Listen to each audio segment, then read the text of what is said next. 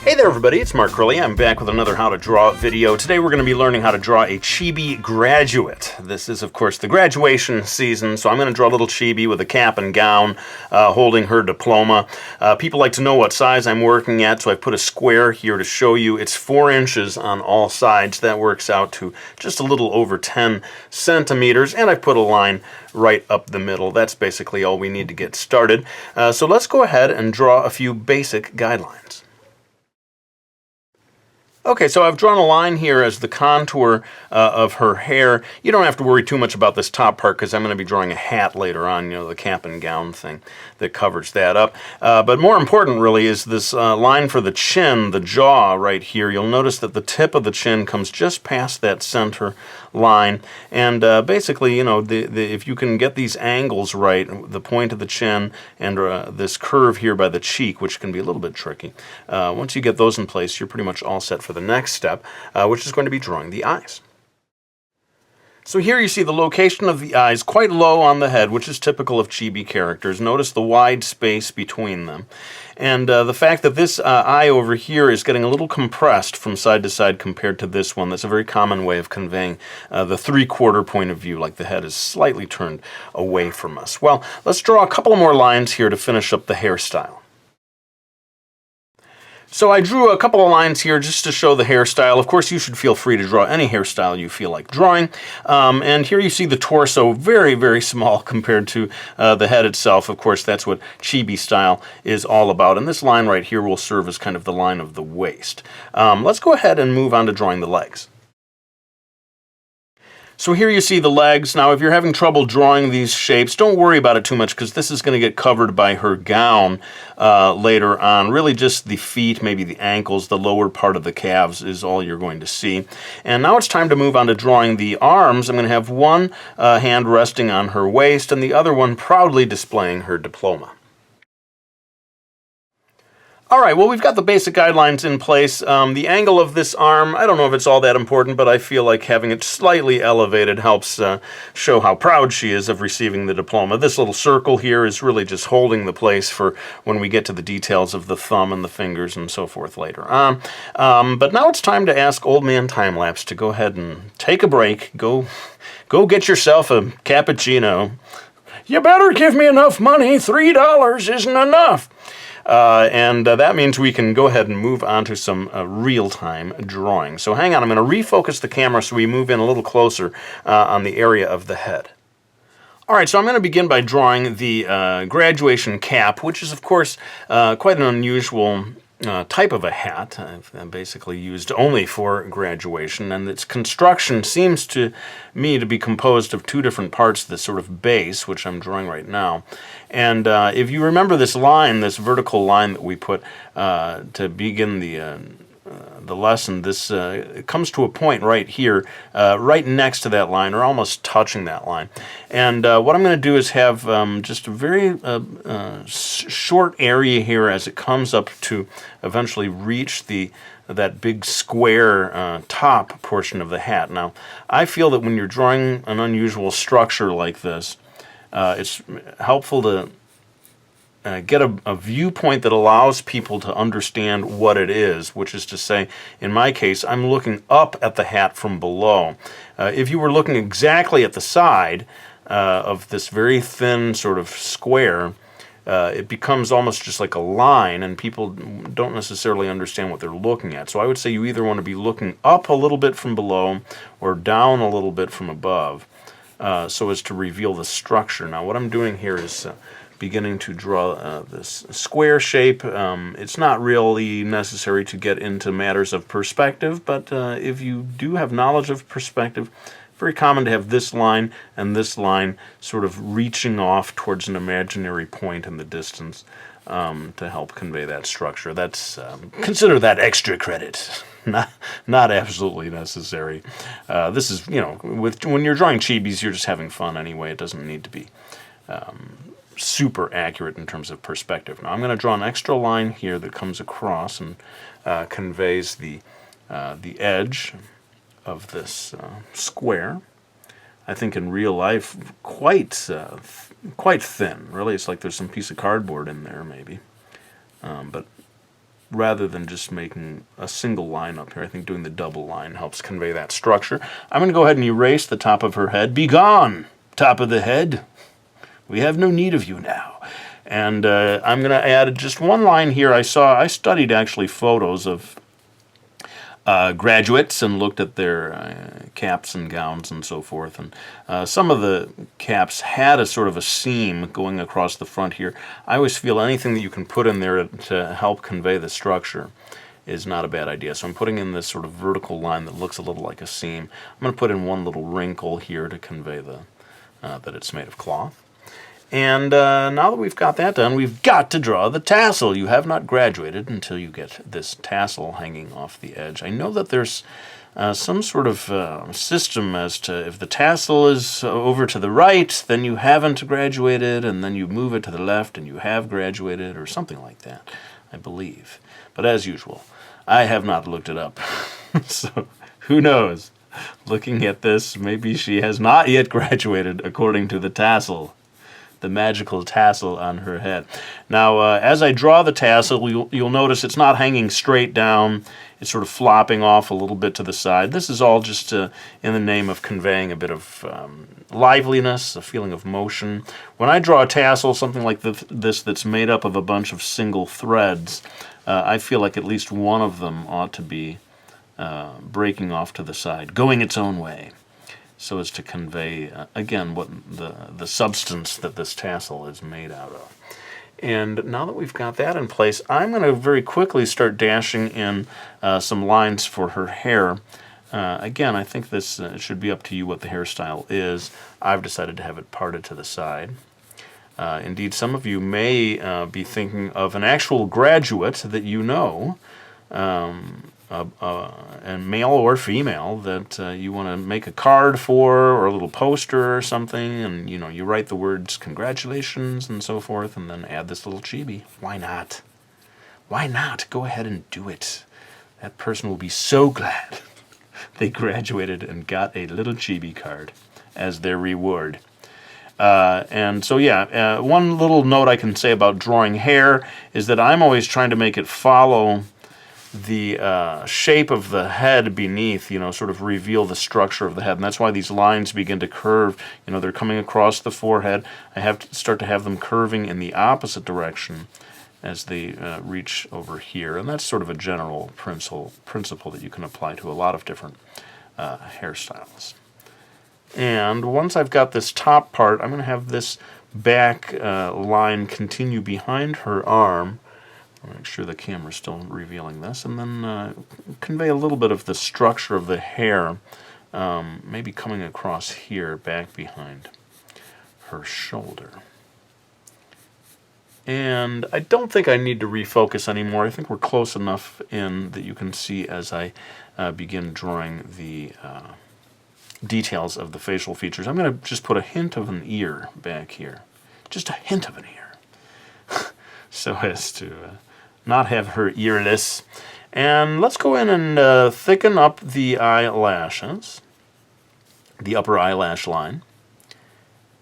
I always like to have it composed of kind of two parts. There's the thick wave here, the curve of the upper edge, and then just a little bit of a hook over here by the far side. And then why not give her 2 or 3 eyelashes? Not going to go too crazy with the eyelashes, just a few. And then come over here to do the other side. This one, because she's in the 3/4 point of view, has a slightly different shape, and the hook that I described over here is coming much closer. Well, it's all just getting much more compact. And again, I want to convey just tightly packed in there some eyelash lines. And very often there is a fold of the eyelid. In chibi drawings especially, sometimes it's a little more than just a short dash near the what would be the bridge of the nose, even though we don't see the bridge of the nose. Don't forget the blushies. No, don't forget the eyebrows. And when a head is turned in 3/4 point of view, the eyebrow tends to shift over across the forehead. I know you probably shouldn't see an eyebrow through the hair. A lot of people would say, that's impossible what you're doing. You are defying the rules of physics. But I often see people draw the eyebrows straight through the hair. You can skip that part if you want to. Everyone has strong opinions on this, I'm sure. And I'm going to draw a couple of little circles here for the highlights. Makes the eyes appear shinier. Get a little bit of pupil action in here. Pupil action. And this one much more compact. Very little space left for the pupil over here. Later on I am going to be adding color to this, so I'm not getting too carried away with shading and so forth right now. Very often Chibi characters don't have a nose. I think she deserves just at least a little dot of a nose. Why not? And I'm going to make an indication of her teeth. Indication, people. I'm bringing it back.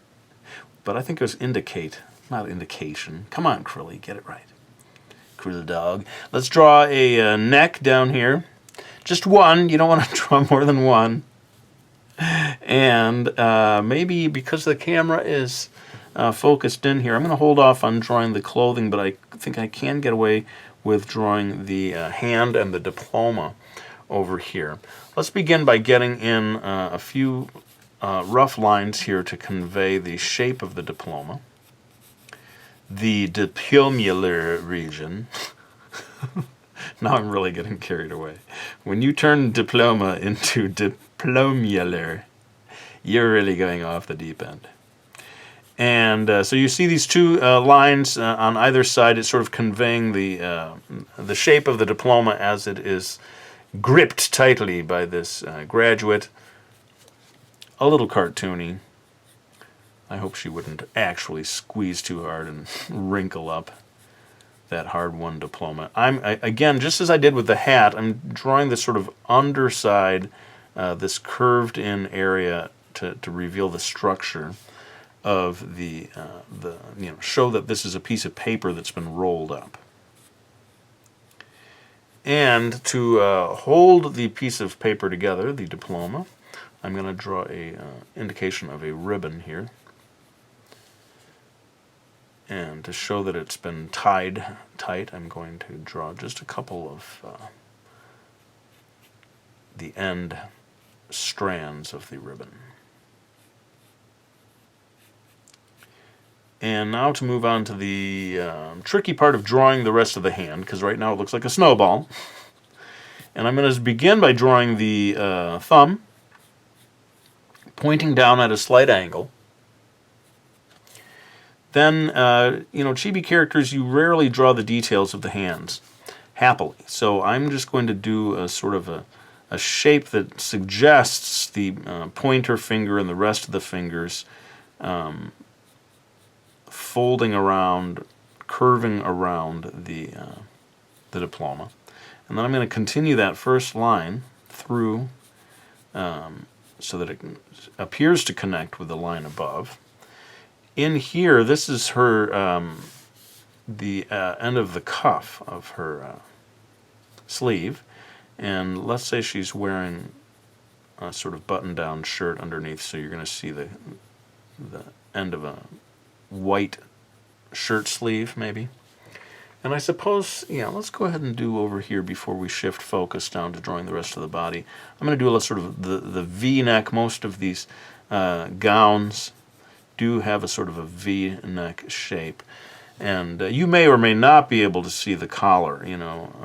Sometimes if the woman is just wearing like a dress or whatever underneath, you really are only just seeing the neck here and not any indication of clothing at all. With that, I think we can go ahead and move on to drawing the rest of the gown. I'll shift focus and move it down here so that we can continue with the rest of the drawing.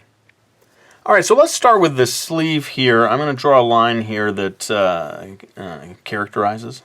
It characterizes the end of the sleeve or where it connects to the shoulder. Get rid of that initial line. And I generally like to have some sort of wrinkle in the cloth around the area of the elbow, which is indeed where it tends to occur in real life. So just throwing in a few lines there. And that basically takes care of that. The structure of the gown itself, in real life, the gown would tend to hang pretty much straight down. That seems a little bit boring to me.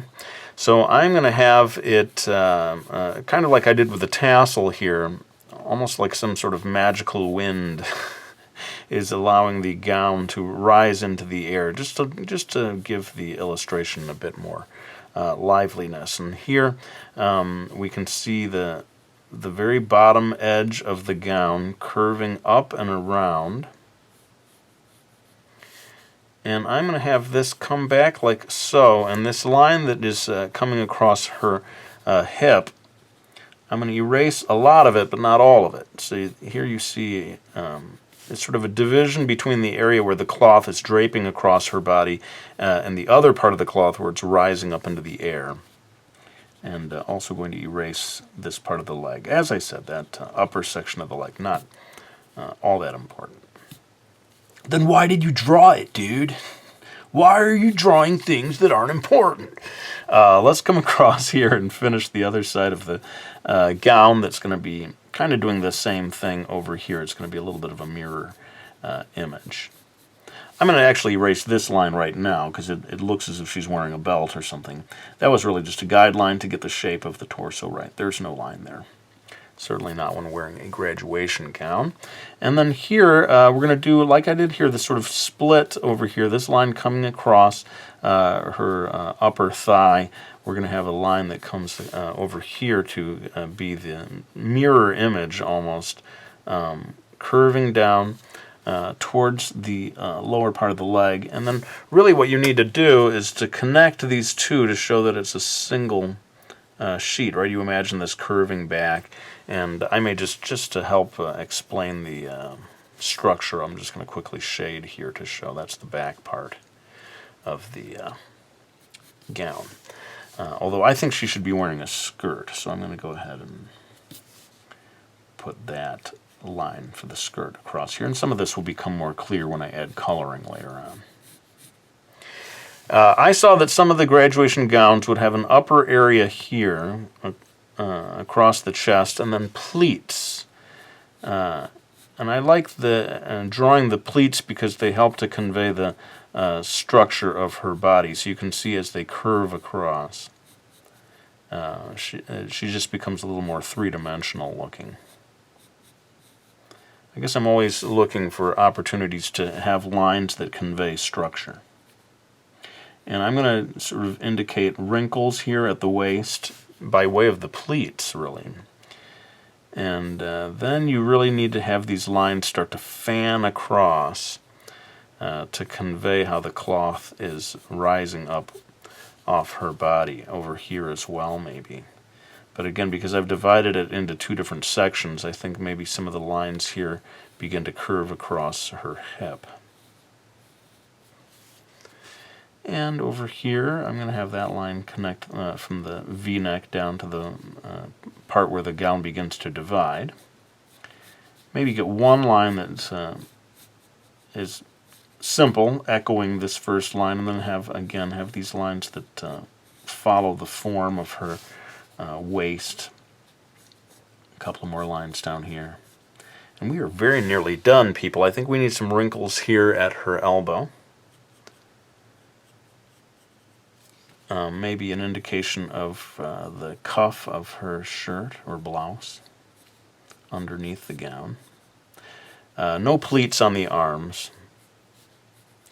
So that's pretty much done. Just shoes, really, is maybe the only thing that's left to be done. And that can be indicated just by a simple curving line right there. Over here, we probably do want to show her heel. So I'm going to come back here and redraw the contour a little bit to give a sort of cartoony indication of a heel. And then one line that comes straight across here, maybe curves up just a little as it reaches the tip of the toe. And guess what, folks? That brings us to the end of this part. Now, what I want to do is bring in some markers to begin adding color what I'll go ahead and do, because I've done a lot of real-time up until now, I'm going to go ahead and do a lot of time-lapse with the markers, maybe just get a base layer color throughout the entire illustration, then I'll come back and maybe offer a little bit of advice about coloring with markers.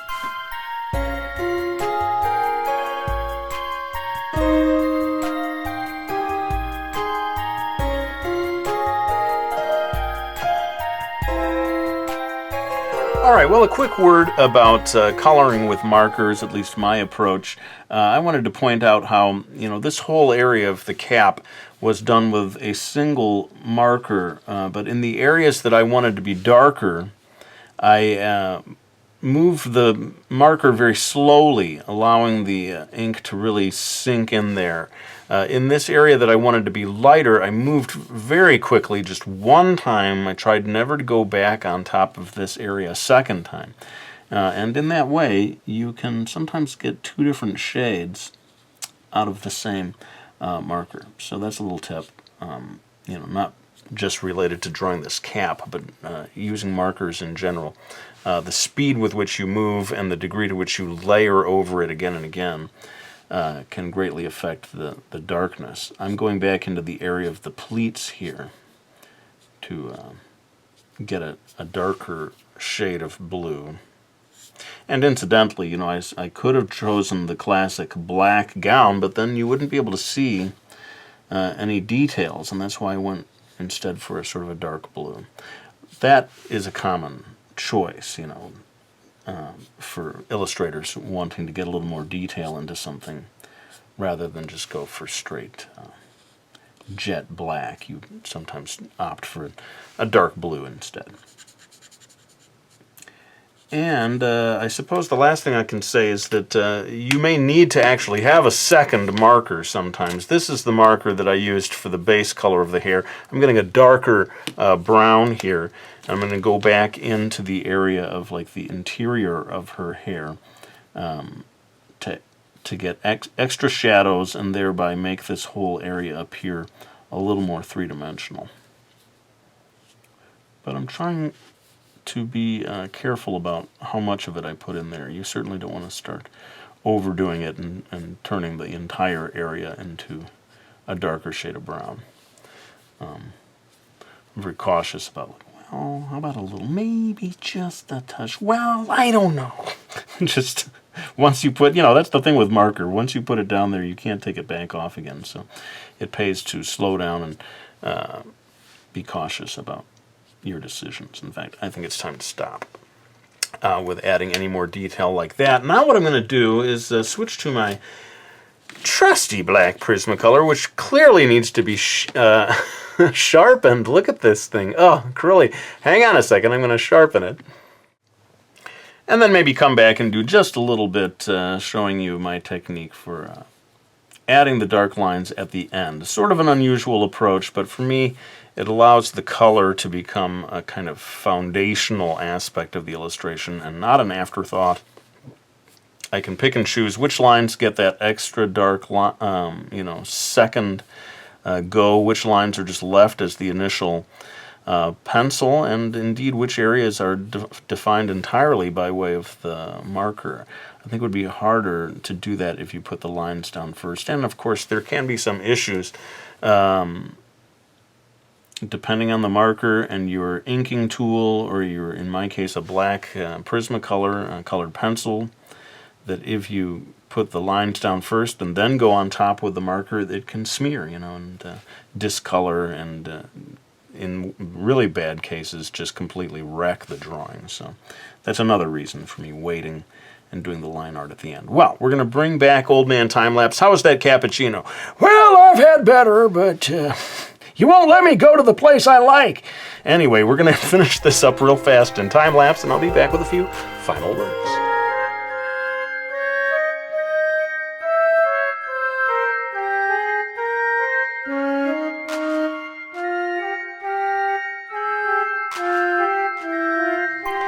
All right, well, that brings our illustration to a close. Of course, it can't be finished until I add the blushies. That's what you get when you graduate. You get a diploma, and you get blushies. And in many ways, The blushies are more important. Hang on a second, I'm going to go ahead and grab my books so that I can thank anyone who has supported me by getting them, like Brody's Ghost, my graphic novel series, now collected into a single edition. We've got the drawing lesson, a graphic novel that teaches you how to draw, and my very latest book, Mastering Manga 3. Always super, super appreciative of anyone who chooses to support me by getting any of those books. But let's go ahead and lay down this pencil. I want to thank you all for watching this video. I really hope you liked it, and we'll be back with another one real soon.